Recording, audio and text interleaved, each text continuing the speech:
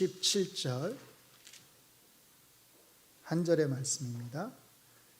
5페이지입니다. 신약성경 5페이지. 마태복음 4장 17절 찾으셨나요? 예, 다 찾으셨으면 같이 한 목소리로 한번 읽어보겠습니다. 시작. 이때부터 예수께서 비로소 전파하여 이르시되 회개하라 천국이 가까이 왔느니라 하시더라. 아멘. 입구에 여러분들 저기 입구에도 있고 1층에도 있죠. 그 목회 일정에 보시면 오늘 마지막 주 오후 예배가 어떻게 적혀져 있는지 혹시 아시나요? 종교개혁 기념 강좌 이렇게 적혀져 있습니다. 기념 강좌니까 길게 해야 되겠죠? 강좌를 짧게 하는 건 없잖아요. 마음의 각오들을 조금 단단히 하시고 들으셨으면 좋겠어요. 식사들을 막 하시고 나셔서 많이 졸리시고 할 텐데 걱정입니다. 도저히 뭐 이렇게 안 되겠다 싶으시면 잠깐 주무셔도 괜찮습니다. 뭐 주무시다 깨시다 하시면서 그냥 편안하게 들으셨으면 좋겠어요. 오늘 이거는 성격상 조금 지루할 수밖에 없을 수도 있어요. 미리 제가 말씀을 솔직하게 고백을 하고 설교를 하도록 하겠습니다. 아침에도 말씀드렸듯이 오늘은 505주년 종교개혁 기념일입니다. 뭔 말씀을 전할까? 종교개혁과 관련해서 사실 이제 할 수만 있었다면 좀 외부 전문 강사를 좀 모셔서 종교개혁과 관련된 좀 전문적인 강의 또는 이야기를 우리가 조금 들었으면 좋겠다 싶었는데 또 이렇게 1년에 한 번밖에 없다 보니까 또 전문 강사분들은 다른 교회에서 다 미리 또 예약을 해가지고 모시기가 쉽지 않더라고요. 그래서 내년쯤에는 우리도 좀 한번 그런 행사 아닌 행사를 좀 한번 했으면 좋겠다 그런 생각을 합니다. 올해는 그냥 제가 간단하게 종교개혁과 관련된 얘기를 좀 나눴으면 하는데 지난주에 우리 김기재 목사님이 그러셨나요? 그 루터의 이 95개조 논제가 가장 잘 알려져 있으면서도 가장 잘 모르는, 그렇죠? 책에도 그렇게 나와 있더라고요. 그래서 여러분들에게 이 95개 논제를 좀 알려드렸으면 좋겠다. 한번 맛보기라도 여러분들이 아셨으면 좋겠다. 왜 이게 당시에 이렇게 큰 어떻게 보면 문제 아닌 문제를 일으켰는지 그 내용을 좀 알려드렸으면 좋겠다 싶어서요. 95개를 우리가 다 이 시간에 다룰 수는 없고 오늘은 제일 중요한 논제 1번에서 4번까지의 논제가 가장 사실 중요하거든요. 이거에 대해서 좀 간단하게 다루고 다음 시간에 제가 주일 오후에 말씀을 전할 때 그 위에 이제 한 두세 번에 걸쳐서 다른 논제들을 여러분들에게 조금 소개를 해드리고 싶다는 생각을 합니다. 1517년 10월 31일 마르틴 루터는 여러분들이 잘 아는 대로 비텐베르크 대학교에 있는 그 교회 정문에다가 이 95개의 논제를 붙였습니다. 물론 이 논제를 붙였을 때 루터는 전혀 종교 개혁을 일으킬 거라고 그런 의도를 전혀 가지고 있지 않았습니다. 단순히 그냥 이것에 대해서 자기가 대학 교수니까 토론을 하고 싶었습니다. 그래서 이 95개 논제에 앞서서 그 위에다가 되게 우리가 이거를 왜 쓰는지 그 이유를 쓰잖아요. 이제 서론 보통 이렇게 이야기를 하는데 95개 논제 서론 또는 서문에 보면 루터가 이렇게 적어놨습니다. 제가 한번 읽어드릴게요. 진리에 대한 사랑과 열정 그리고 즉 진리를 밝히려는 열망으로 비텐베르크의 문학사이며 신학을 가르치기 위해 임명받은 교수 마르틴 루터가 이하의 논제들을 공개적으로 논의할 것이다. 직접 참여할 수 없는 사람들은 서신으로 토론하길 요청한다. 우리 주 예수 그리스도의 이름으로 아멘. 이렇게 서문에서 보는 것처럼 이것은 그냥 다른 사람들하고 자기가 생각하는 것이 옳은지 그른지에 대해서 한번 토론을 해보고 싶었던 겁니다. 실제 이 토론이 이루어졌는지는 잘 모르겠어요. 아마도 이루어지지 않은 것 같습니다. 먼저 이 내용에 대해서 살펴보기 전에 종교개혁 성공과 관련해서 어떻게 해서 종교개혁이 이렇게 성공할 수 있었는지 그 세 가지 원인을 좀 간단하게 여러분하고 나누려고 합니다. 첫 번째로 인쇄술의 발명입니다. 인쇄술, 금속활자 아시죠? 이것이 종교개혁에 미친 영향은 거의 절대적이었습니다. 1439년이니까 루터가 1517년에 이 10월 31일에 이걸 붙였으니까 100년이 채 안 된 기간이죠.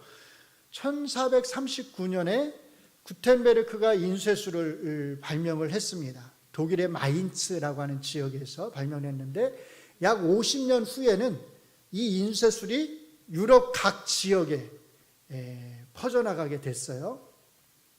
한번 생각을 해보세요. 이 인쇄술이 있기 전에는 사람들이 어떤 책을 읽었냐면 손으로 필기한 책들을 읽었습니다.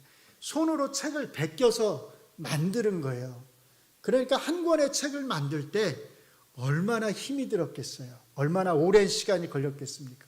그래서 수도원에는, 루터가 이제 수도사 출신이라고 그랬잖아요.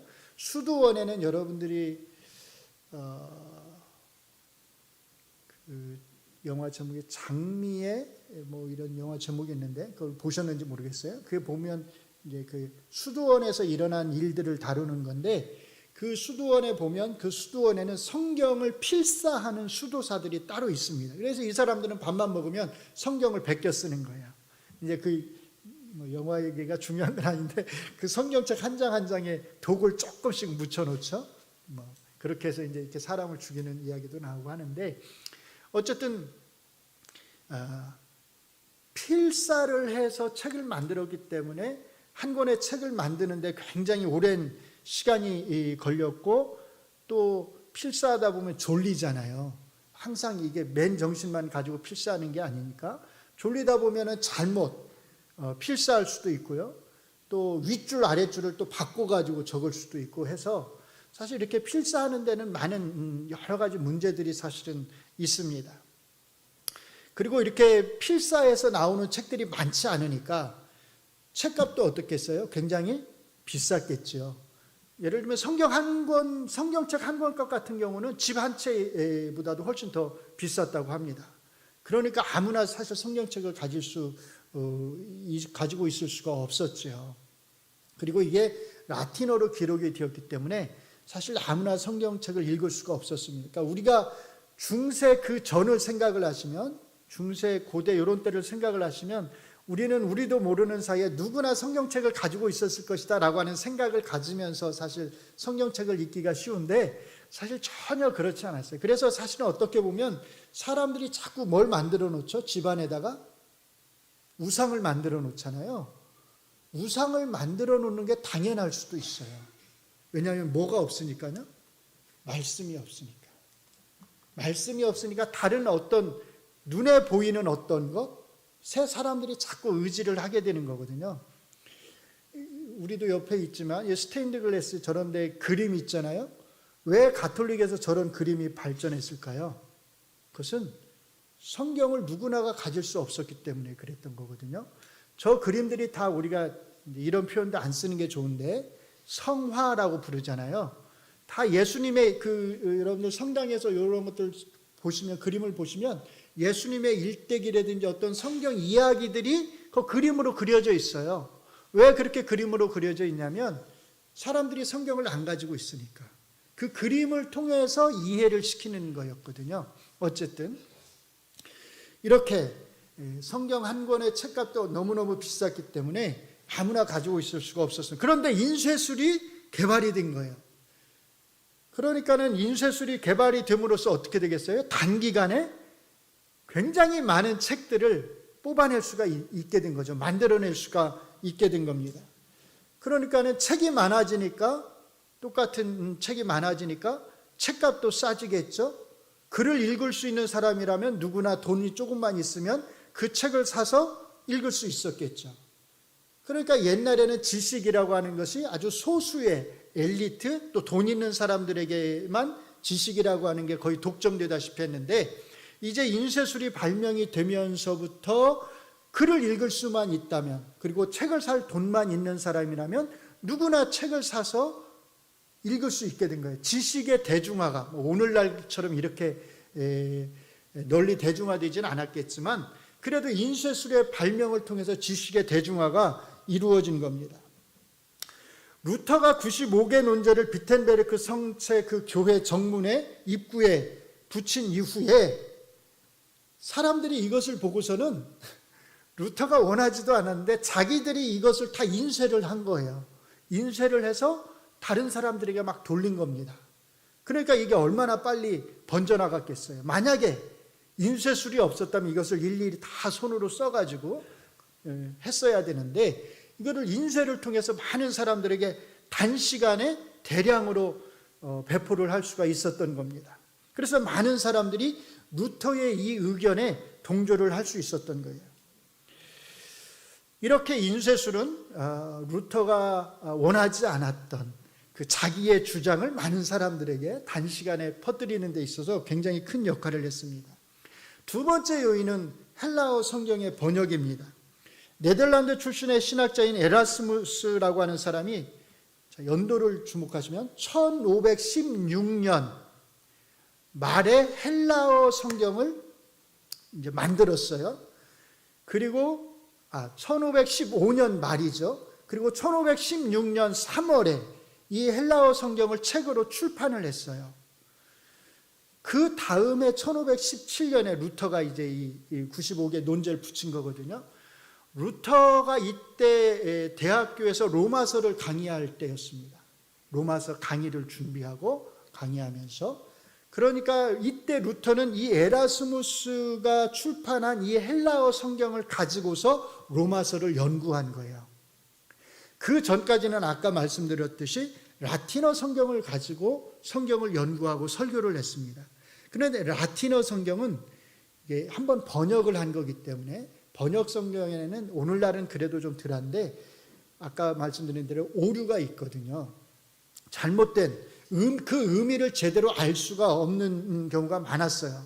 루터는 나중에 이 에라스무스의 이 헬라어 성경을 가지고서 연구를 하면서 이 헬라어 성경에서 성경을 독일어로 직접적으로 번역을 하게 됩니다.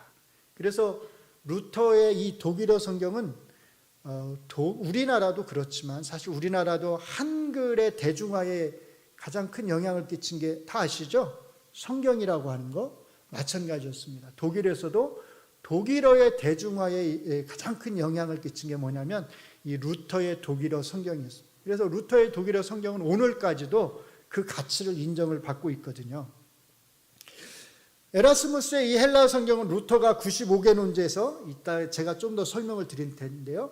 제1 논제를 작성하는데 아주 결정적인 역할을 합니다. 조금 이따 제가 더 설명을 드리도록 할게요. 마지막 한 가지 더 제가 볼 때 중요한 영향이 있는데 그건 뭐냐면 지방 제후 세력의 강화입니다. 루터가 종교개혁을 성경시키는데 결정적인 역할을 한 인물이 한 명이 있는데 그게 누구냐면 프리드리 선거 후 3세입니다. 이 사람이 왜 종교개혁에 이렇게 중요한 역할을 했을까? 그러니까 그 제후라고 그러면 그냥 여러분들 오늘말로 말하면 쉽게 이해하면 우리나라의 한 도지사 정도라고 생각을 하시면 돼요. 그런데 이 프리드리 3세가 누구였냐면 루터가 가르치던 비텐베르크 대학을 세운 사람이 이 프리드리 3세였어요. 그러니까 이 대학을 세우고 자기가 세운 대학이 그 독일에서 아주 훌륭한 유명한 대학이 되도록 하기 위해서 루터를 교수로 쉽게 말하면 이제 모신 거죠. 그런데 루터가 이 95개 논제를 붙이면서 자기가 의도하지 않는 그런 종교개혁의 지도자로서 역할을 하게 됐을 때 사실 루터는 많은 목숨의 위협을 느끼게 됩니다. 얀 후스라고 하는 사람이 있거든요. 보헤미아 체코 사람인데 이 사람은 루터보다도 한 70년? 거의 100년 가까이 되겠네요. 그 정도 전에 사실 루터보다 앞서서 이 사람은 오히려 종교개혁을 부르짖었던 사람이에요. 얀 후스는. 그런데 그렇게 주장하는 것으로 말미암아서 어떤 일을 당했냐면 교황청에서 우리가 너의 의견을 들을 테니까 이곳으로 와라 이렇게 했어요. 그런데 그렇게 가는 사이에 사실은 붙잡혀가지고 화형을 당하게 됩니다. 루터가 자기의 의도와 상관없이 이런 종교개혁의 지도자로서 나서게 되었을 때 로마 교황청에서 이 프리드리히 3세에게 루터를 그 작센 지방에서 추방을 해라 이렇게 요청을 했어요. 만약에 프리드리히 3세가 이 교황청의 요구에 굴복을 해서 루터를 다른 지역으로 추방을 했다면 아마 루터 역시도 얀 후스처럼 붙잡혀서 사형을 당했을 것입니다. 또 1521년에 아까 말한 대로 이제 교황청에서 루터에게 또 똑같이 얘기한 거예요. 너가 보름스 회의에 참석을 해라. 그러면 우리가 너의 의견에 대해서 경청을 하겠다. 논쟁을 하자는 거죠. 그래서 1521년에 한 4년 후죠.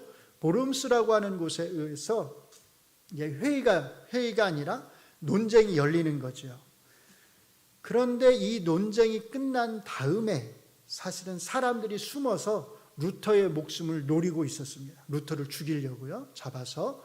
이 소식을 루터가 알고서 루터가 다른 루트를 통해서 밤에 도망을 하게 됩니다. 그래서 목숨을 건지게 되는 거예요. 이렇게 루터를 보호해 준 사람이 누구냐면 바로 이 프리드리히 3세였어요. 그래서 이 프리드리히 3세가 루터를 보호해 주지 않았다면, 루터가 숨어서 나중에 이제 숨어서 독일어 성경도 이렇게 헬라어로 독일어로 번역을 하고 하는 작업들을 수년에 걸쳐서 하거든요. 그러니까 다 숨어서 한 일들이에요, 사실은. 이렇게 숨겨준 사람이 누구냐면 프리드리히 3세거든요. 프리드리히 3세가 이렇게 하지 않았다면 사실 오늘날과 같은 이런 종교개혁은 이루어지기가 쉽지 않았을 겁니다. 그런데 프리드리히 3세가 어떻게 보면 일개 우리말로 말하면 도지사, 제후임에도 불구하고 교황의 명령을 어기고 또는 황제의 명령을 어기고 루터를 보호해 줄 수 있었던 것은 당시에 예전 같지 않게 교황이나 황제의 권한, 권력이 약화되는 반면에 제후의 권력이 그만큼 강화되었기 때문에 그 명령을 요구해도 큰 문제가 없을 정도로 제후의 권력이 강화되었기 때문에 가능할 수 있었다라는 것입니다. 그래서 제가 방금 말씀드린 이 세 가지, 인쇄술이 발명된 것, 또 헬라어 성경이 출판된 것, 또 제후의 세력이 강화된 것, 이 세 가지가 루터가 종교개혁을 원하든 원하지 않든 성공적으로 이끌 수 있었던 아주 중요한 요소였다라고 하는 것을 알 수 있습니다. 이런 요소들이 우연이었을까요? 전혀 그렇지 않겠죠. 저는 이 세 가지 요소가 하나님께서 루터를 통해서 종교개혁을 성공적으로 이끌 수 있도록 인도하신, 그러니까 환경을 조성해 주신 하나님의 섭리였다 이렇게 생각을 합니다. 그래서 저는 종교개혁을 루터가 그 단초를 제공했지만 종교개혁은 루터가 사실 일으킨 것이 아니라 어떻게 보면 하나님께서 친히 하신 일이다. 저는 그렇게 생각을 해요. 아까 말씀드릴 때 루터는 원하지 않았는데 하나님께서 루터를 사용하신 거죠. 마치 모세가 원하지 않는데 모세는 계속 거부를 하는데 하나님께서 끝까지 모세를 설득을 해서 이스라엘 백성들을 애굽에서 이끌어내시듯이 루터는 전혀 생각이 없었는데 하나님께서 이런 모든 주변 여건의 환경들을 다 섭리를 통해서 조성하셔서 루터가 그 일을 감당만 하면 되도록 그렇게 역사하신 것이다 그렇게 생각을 합니다. 왜냐하면 죽어가는 하나님의 교회가 바른 복음이 왜곡되어가는 그런 하나님의 교회에서 다시 한번 이신칭의 오직 믿음으로 우리가 구원을 얻는다고 하는, 믿음만 있으면 된다고 하는 그 복음을 살려내시기 위한, 다시 한번 세우시기 위한 하나님의 강력한 역사하심이 있었다 이렇게 생각을 합니다. 루터 당시에 우리가 좀 상황 또 가톨릭 교리에 대해서 조금 알 필요가 있을 것 같습니다. 그래서 여러분들이 이제 잘 아는 흔히 면죄부 또는 이제 면벌부 같은 의미로 제가 사용을 하겠는데요. 이것에 관련해서 조금 설명을 좀 드리도록 하겠습니다. 면죄부가 원래부터 처음부터 가톨릭 교회에 있었던 것은 아니에요. 왜 면죄부를 발행을 하게 되었냐면 십자군 전쟁 아시죠? 3차에 걸린 십자군 전쟁. 이슬람이 점령하고 있는 예루살렘을 다시 찾아오기 위해서 십자군 전쟁을 3차에 걸쳐서 하잖아요. 이 십자군 전쟁 때 처음으로 면죄부라고 하는 것을 발매를 하게 된 것입니다. 왜냐하면 병사들이 전쟁에 나가서 싸움을 하고 사람을 죽여야 되잖아요. 이게 얼마나 그리스도인으로서 두려운 일이겠어요. 그러니까 교황청에서 이렇게 이슬람과의 전쟁에 나가서 사람을 죽여도 괜찮다. 그 사람을 죽인 죄를 면제해 주겠다. 그래서 양심의 가책을, 병사들이 양심의 가책을 받지 않고서 십자군 전쟁을 수행할 수 있도록 하기 위한 하나의 방편으로서 사실은 면죄부를 발매를 한 것입니다. 그런데 이게 이제 나중에 돈이 된다고 하는 사실을 알면서부터는 이거를 이제 판매를 하기 시작한 거죠. 1506년에 교황 율리우스 2세가 면죄부를 발매를 할 때 가장 큰 목적은 뭐였냐면 베드로 대성당, 로마의 베드로 대성당을 짓기 위해서 그 자금을 조달할 목적으로 면죄부를 판매를 했습니다. 여러분들 전 직접 보지 않았지만 사진 같은 걸로 여러분들 그 베드로 대성당 혹시 보신 적이 있나요? 너무너무 웅장하잖아요. 거기에 새겨져 있는 그 그림 같은 것들 정말 어마어마합니다. 그거를 짓는데 엄청난 돈이 들어가는 거예요. 그러니까 그 재정을 감당하기 위해서 면죄부를 판 거예요. 그 이후에 루터가 이 일을 시작할 당시의 교황은 그 후임이었던 교황 레오 10세였습니다. 이 당시에 루터가 95개 논제를 붙일 당시에 사실 면죄부가 독일 전역에서 판매된 것은 아니었어요. 두 군데에서 이 면죄부를 팔았었는데요. 마그데부르크라고 하는 지역과 마인츠라고 하는 지역에서 이 면죄부를 팔았습니다. 그리고 이걸 계속 팔도록 한 것이 아니라 8년이라고 하는 기한을 두고서 면죄부를 팔도록 한 거예요. 근데 이 면죄부를 파는 권한을 누구에게 줬냐면 알브레히트라고 하는 대주교에게 줬습니다. 이제 여기에 이제 뭐가 들어가냐면 사실은 성직 매매가 들어가는 거예요. 아까 제가 두 곳에서 이걸 판매하도록 했다고 그랬잖아요. 마그데부르크와 마인츠. 이 두 곳의 대주교가 누구였냐면 방금 말씀드린 알브레히트였거든요. 근데 사실은 상식적으로 생각해도 대주교가 한 지역만 맡으면 되는데 몇 지역을 맡은 거냐면 두 곳을 맡은 거예요. 이게 원래는 있을 수가 없는 일이거든요. 근데 이게 어떻게 가능하게 되었느냐? 다 뭘 통해서요? 돈을 통해서 가능하게 된 거예요. 알브레히트가 로마 교황청에 돈을 주고서 두 곳의 대주교 지역을 쉽게 말하면 돈 주고 산 거예요. 대신에 로마 교황청은 어떻게 해줬냐면 면죄부를 팔 수 있는 8년 동안에 걸쳐서 이 두 곳에서 면죄부를 팔 수 있는 권한을 알브레히트에게 준 거예요. 근데 생각을 해보세요. 이 돈이 좀 많이 들어갔겠어요? 알브레히트가 아무리 부자래도 교황청에서 이것을 싼 값에 주진 않았을 거란 말이에요. 엄청난 돈을 받고서 이걸 판 거거든요. 그러니까 알브레히트가 돈이 없으니까 어떻게 했냐면 당시에 은행가로 유명한 푸거 가문에게서 은행가예요. 거기에서 은행 돈을 빌려온 거예요. 그리고 그 빌린 돈으로 교황청에 돈을 주고 대주교직을 산 거죠. 대신에 아까 말씀드린 대로 8년 동안 면죄부를 팔 수 있는 독점권을 얻은 거예요. 그러니까 알브레히트는 어떻게 해야 되겠어요? 이 면죄부를 가능한 한 많이 팔아가지고 돈을 벌어야 되겠죠. 그래서 어디를 갚아야 돼요? 은행 돈을, 자기가 빌린 돈을 갚아야 되겠죠. 그러니까 면죄부를 판 돈의 절반으로 은행 빚을 갚고 나머지 절반은 교황청으로 보내는 조건으로 면죄부를, 동점권을 이 알브레이트가 얻은 것입니다. 그래서 알브레이트는 조금이라도 더 많이 이 면죄부를 팔기 위해서 면죄부 판매의 대가, 그게 누구냐면 여러분들이 아마 이 사람 이름은 들어보았을 거예요.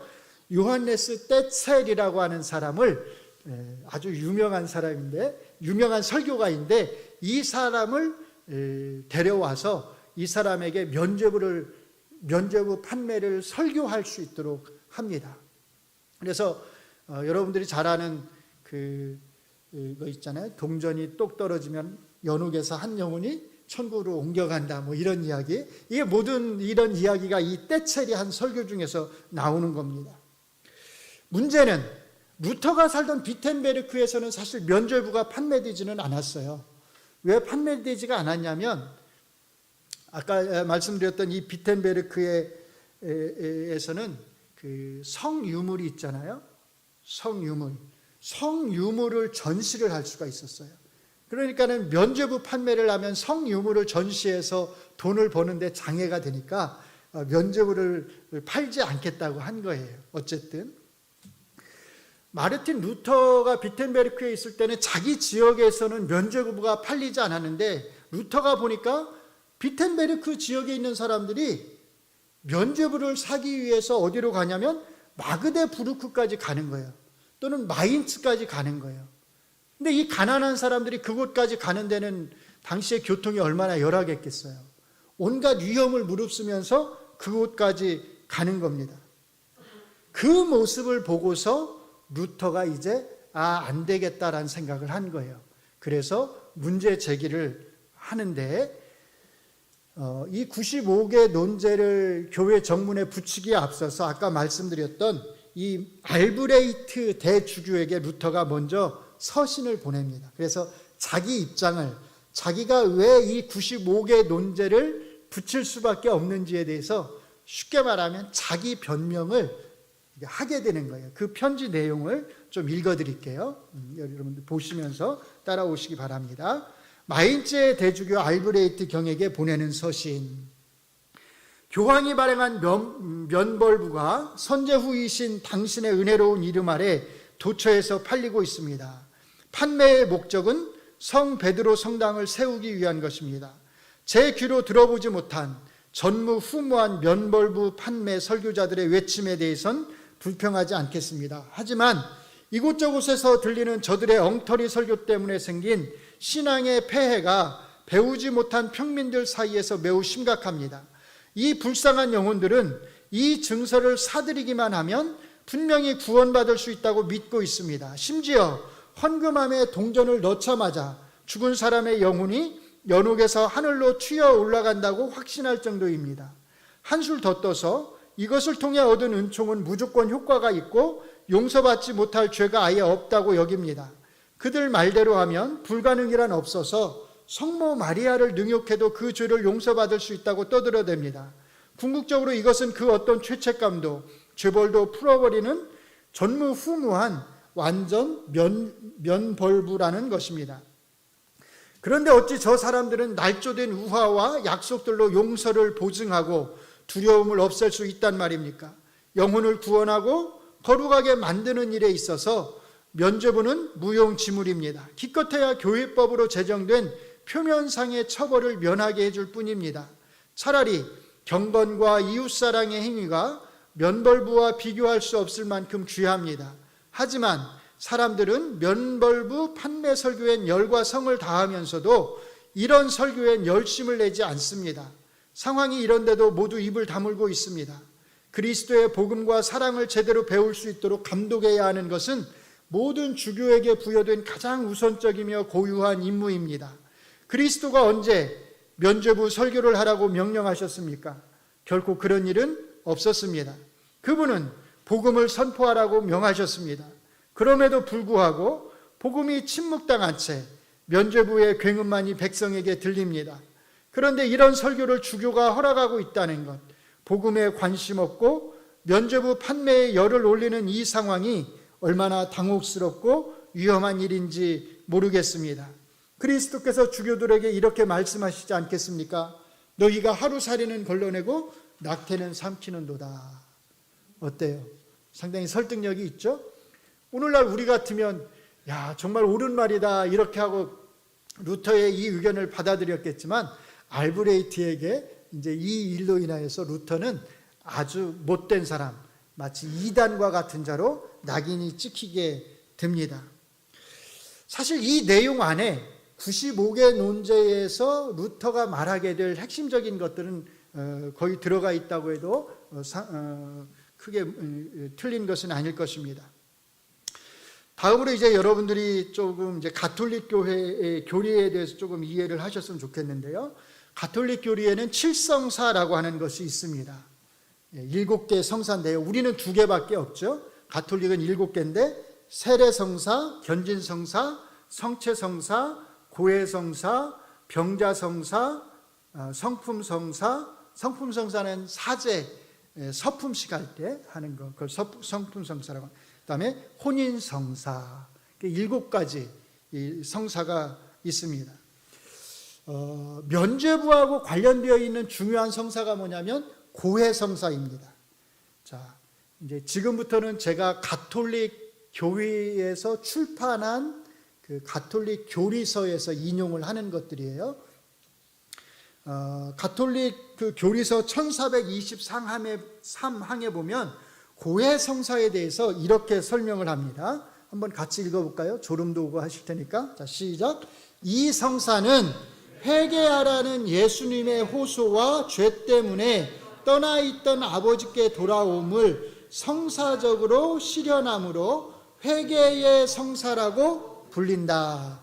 자, 여기서 이 성사, 즉 고해성사의 성경적 근거를, 성경 어디를 근거로 들어요? 오늘 저희가 읽었던 마태복음 4장 17절에 나오는 예수님의 말씀을 근거로 해서 사람들이 뭘 해야 된다? 다 고해성사를 해야 된다는 겁니다. 그래서 그 다음에 보면 1457항에 이렇게 나와 있어요. 같이 읽습니다. 교회의 계명에 따라 모든 신자는 사리를 분별할 나이에 이른 주에는 매년 적어도 한 번 자기의 대죄를 성실히 고백할 의무가 있다. 그래서 여러분들 다 아시죠? 가톨릭 그 모든 신도들은 고해성사에 반드시 신부에게 찾아가서 고해성사를 반드시 해야 합니다. 그 근거가 뭐냐면 마태복음 4장 17절에 나오는 회개하라고 하는 이 예수님의 말씀이 그 근거가 되는 거예요. 근데 정말 그럴까요?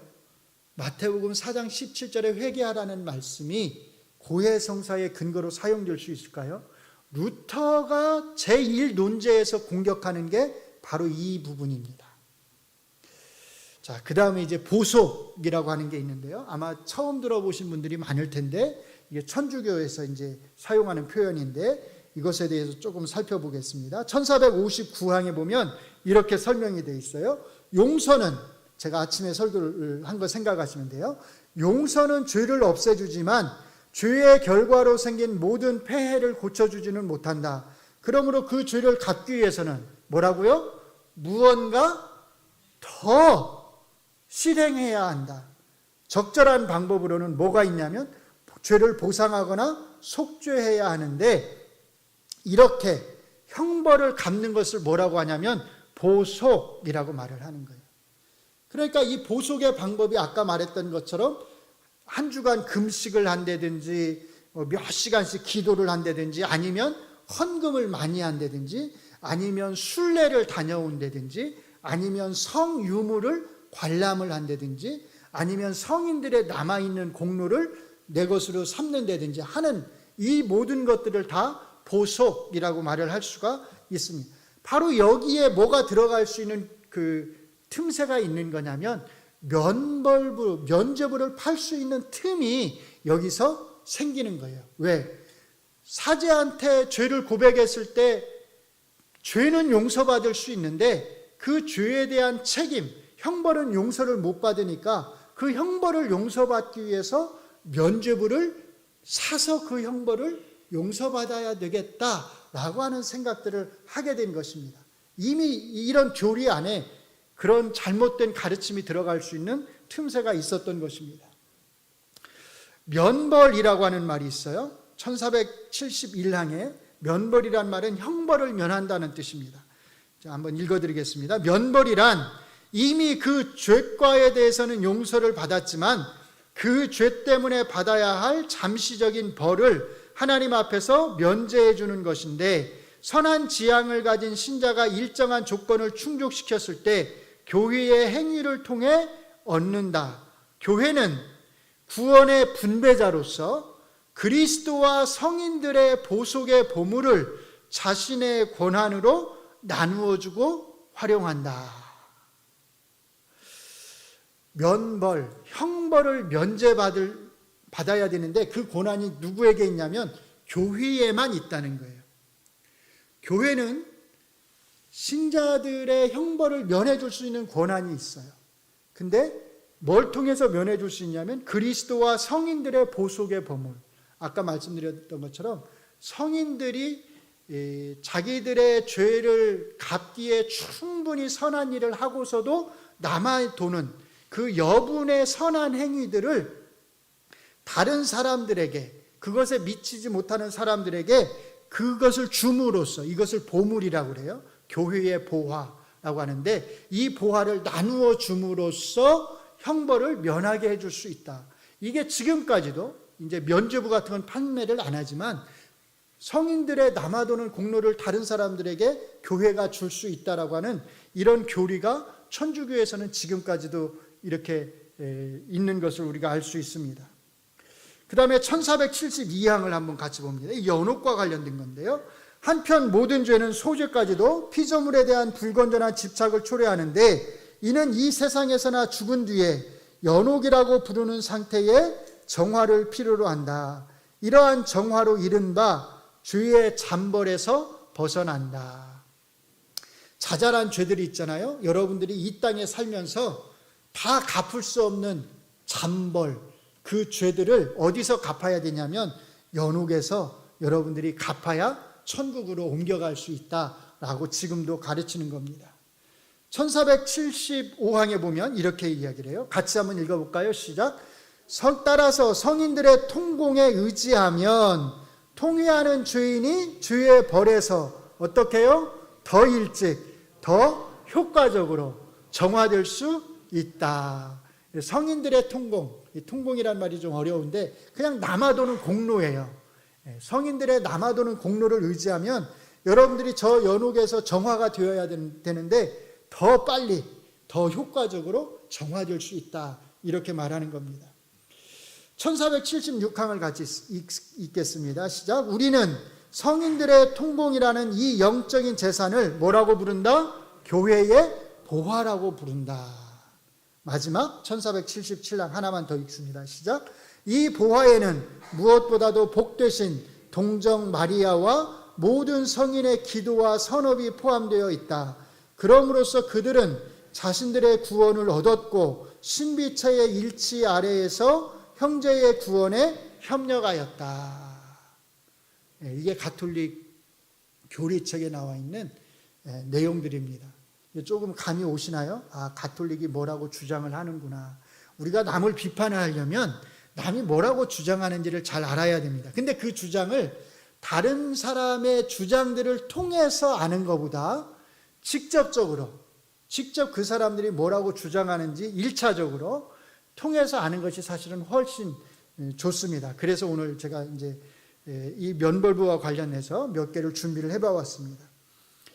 아까 말씀드렸듯이 중세의 면벌부판이면 기본적으로 이 고해성사와 연결되어 있었습니다. 고해성사는 죄를 용서해 주지만 그 죄의 형벌은 용서해 주지 못하기 때문에 이 형벌을 용서받기 위해서 무언가 더 해야 하는데 그 더 해야 하는 그 일을 하지 않고 그냥 편하게 면죄부를 사면 더 많은 일을 하지 않아도 되었기 때문입니다. 바로 이런 배경에서 루터는 이제 95개 논제를 발표를 한 것입니다. 루터의 95개 논제 중에서 가장 중요한 부분이 제1 논제부터 4 논제까지입니다. 왜냐하면 이 논제들은 95개 논제를 뒷받침하는 루터의 전제들을 다루고 있기 때문입니다. 특별히 이 논제들은 가톨릭 교회의 아까 말씀드렸던 고해성사가 잘못되었다라고 하는 것을 직접적으로 언급을 합니다. 자, 논제 2를 우리가 같이 한번 읽어보겠습니다. 시작. 우리의 주님이시고 선생님이신 예수 그리스도께서 회개하라고 말씀하셨을 때 그 뜻은 신자의 모든 삶이 돌아서는 것이다. 뭐가 아니고요? 고해성사가 아니고. 그래서 이 논제에서 이것을 아주 분명하게 말합니다. 이 논제를 같이 읽습니다. 시작. 이 말씀은 사제가 집례하는 고해성사, 즉 주의 고백과 보속으로 이해될 수 없다. 정확하게 못을 박은 거예요. 예수님의 회개하라는 말씀은 사제한테 가서 죄의 용서를 구하라는 의미가 아니다. 그 말씀은 모든 신자의 삶에서 돌아서는 것, 죄로부터 돌아서는 것이다. 이렇게 주장한 겁니다. 이것을 발견하는 데 있어서 결정적인 역할을 한 것이 아까 제가 말씀드렸던 에라스무스가 출판한 그 헬라어 성경의 원어를 보니까, 원문을 보니까, 원래 단어를 보니까 이게 고해성사하고는 아무런 관련이 없는 말씀이구나라고 하는 것을 루터가 깨달은 거예요. 그러니까 원문으로 성경을 제대로 공부한다는 게 얼마나 중요한지를 알겠죠. 물론 오늘날은 이제 번역수도 워낙 원문들하고 이제 비교를 통해서 번역을 하기 때문에 굉장히 잘 번역이 됩니다. 그럼에도 불구하고 번역서는 언제나 번역에 한계가 있는 거예요. 그래서 제가 설교할 때도 여러분에게 어떤 단어가 빠져 있다, 본래의 의미가 이런 것이다 이렇게 설명해 주는 이유가 그것입니다. 루터는 바로 그 헬라어 성경을 통해서 이 회개하라의 본래의 의미를 깨닫고 고해성사를 거부하게 된 것입니다. 그래서 루터는 참된 회개와 관련해서 두 가지를 강조를 합니다. 첫째로 참된 회개는 일회성 사건이나 고해성사의 수행을 통해서 끝나는 것이 아니라 평생 동안 지속되어야 하는 삶의 태도다 이렇게 주장을 합니다. 그리고 둘째로 참된 회개는 이 땅에 속한 육신을 그 정욕들과 더불어서 예수님의 십자가에 날마다 못을 박는 것이다. 이게 참된 회개지 사제한테 가서 죄를 고백하는 게 참된 회개가 아니다라고 주장을 한 겁니다. 그렇지요? 그게 진짜 참된 회개잖아요. 누가 우리의 죄를 용서해 줄 수 있겠습니까? 예수님 외에 사제가 그 일을 할 수 있겠어요? 목사가 그 일을 할 수 있겠어요?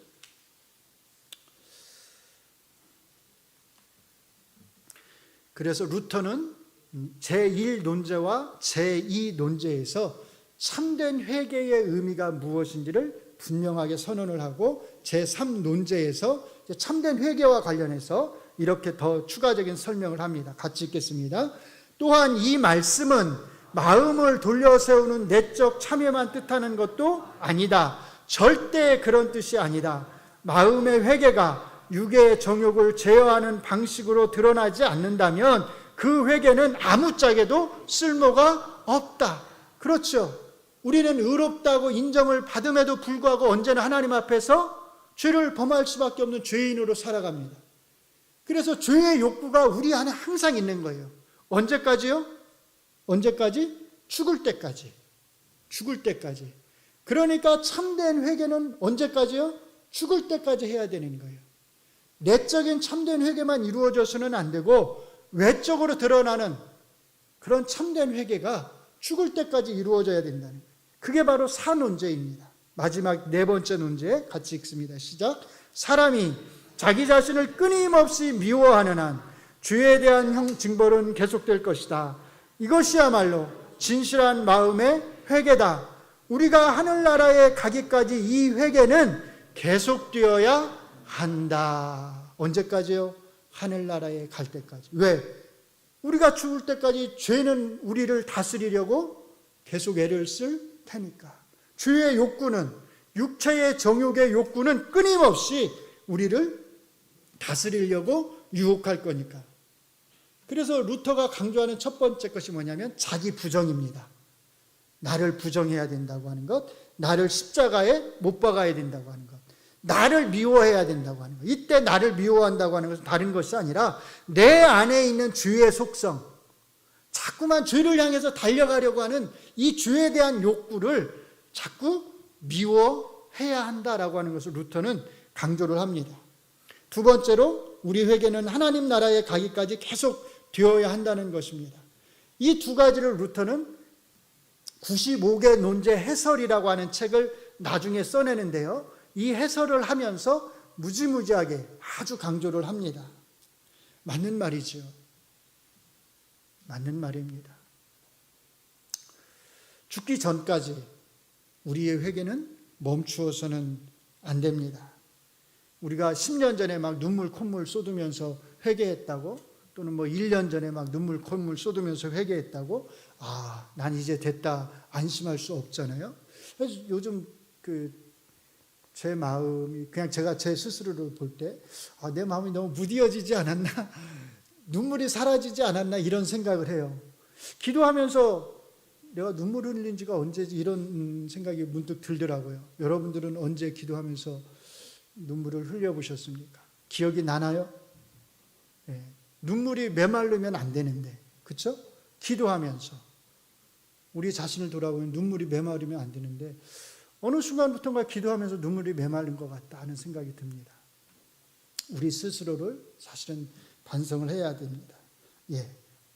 1논제부터 4논제까지 좀 정리를 해드리면, 첫째로 회개하라는 예수님의 말씀의 의미는 과거의 죄로부터 완전히 돌아서는 것이라는 겁니다. 둘째로 이렇게 돌아서는 것은 내적 회개만이 아니라 외적인 회개까지도 동반한다는 것입니다. 세 번째로 참된 회개는 평생 반복되는 회개여야 한다는 것입니다. 그리고 마지막 네 번째로 참된 회개는 끊임없이 자기 안에 있는 죄의 성향, 죄의 욕구와의 싸움을 동반한다라는 것입니다.